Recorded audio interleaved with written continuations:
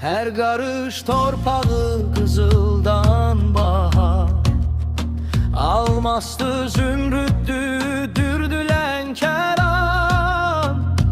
Konak karşısında süfresi açık, koynu bucak bucak nurdülen keram. Demir ağac ezmi xan bulan tacı, Həzər güzgüsüdür gül bağı saçı. Oxuyan dilidir qızıl ağacı, astı çahargahdı şurdülen kəran. Yaşıl çay kolları limonların gibi, her yana baxırsan sergidir sergi.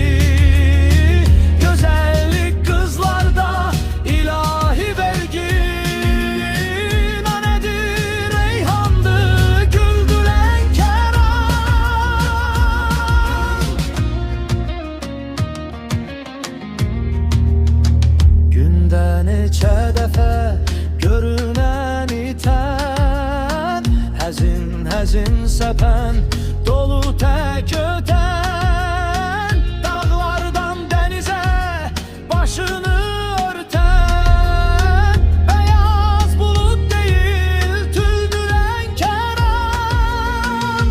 Alqışla yüksəlir mərkəzi meydan, rəqibə qol vurmuş Xəzər Lənkəran. Otlar ülkəsində haqqa tapıran, yenilməz, bölünməz eldi Lənkəran.